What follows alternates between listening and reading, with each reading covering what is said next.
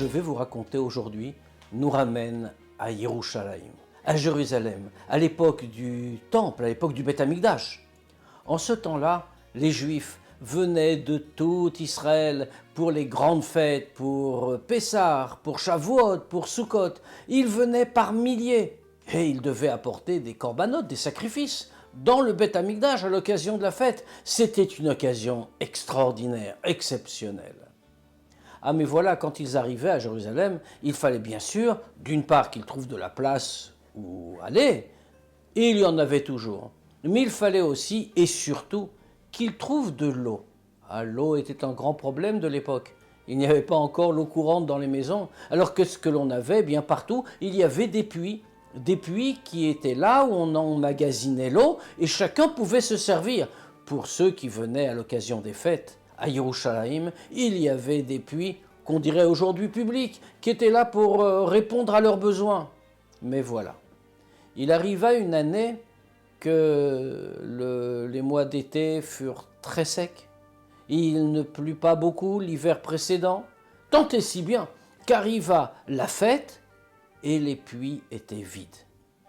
Alors les Juifs qui étaient là, comme on l'a dit, de tout Israël, cherchaient partout où trouver de quoi boire, où trouver de quoi donner à boire à leurs animaux, à leurs chevaux, à leurs chameaux, aux animaux aussi qu'ils avaient amenés pour les sacrifices. Comment faire?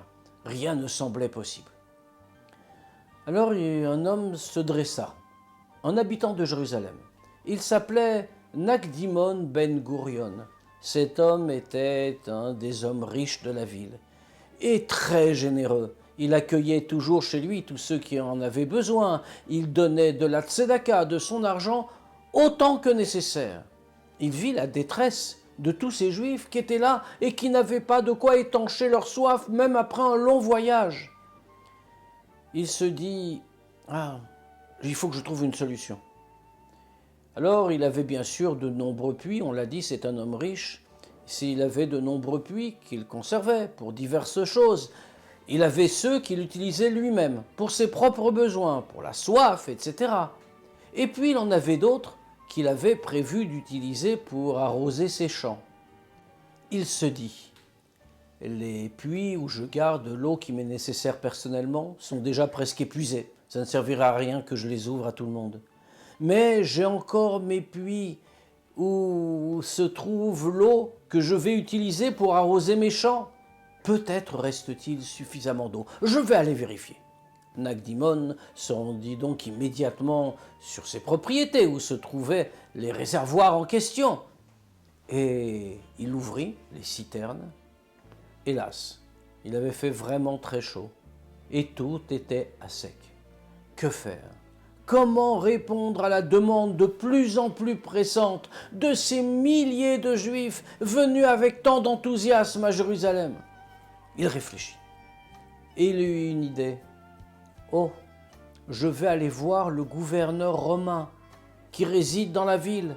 Le gouverneur romain possède 12 sources d'eau vive. Certainement, il voudra bien les laisser à ma disposition dans cette occasion particulière.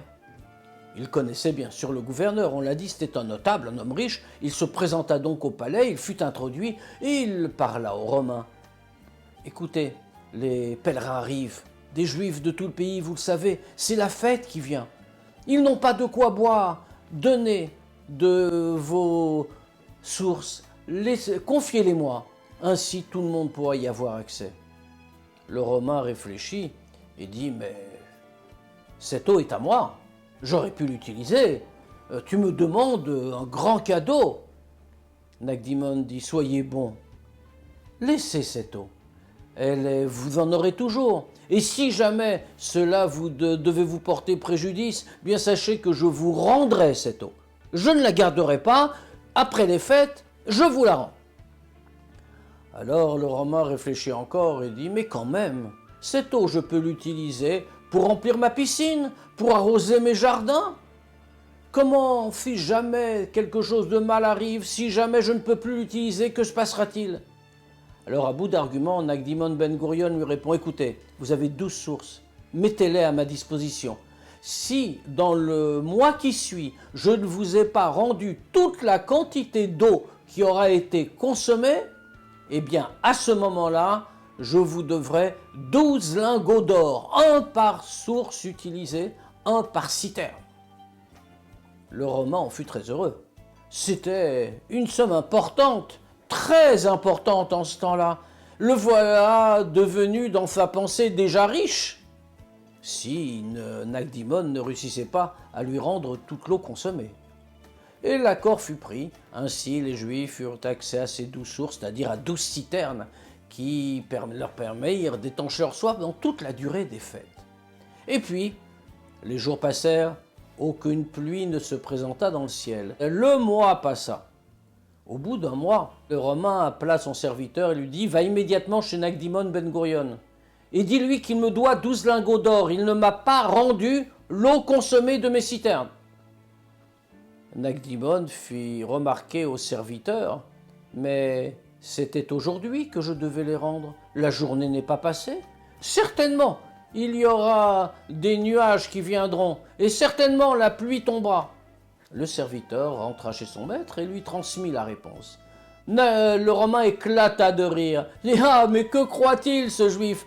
Regardez ce ciel bleu, ce grand soleil. Il croit vraiment qu'il va pleuvoir? C'est une stupidité, mais ça n'est pas grave, nous verrons plus tard. » La moitié de la journée passa, et le Romain envoya de nouveau son serviteur chez Nagdimon, qui lui fit la même réponse. « La journée n'est pas encore passée, on attend encore. » À l'écoute de cette réponse identique à la précédente, le Romain éclata de rire de plus belle. « Je vais vraiment devenir riche, il n'y aura pas de pluie aujourd'hui, puisqu'il comptait sur la pluie pour me rendre mon eau. » Mais il attendit jusqu'au soir.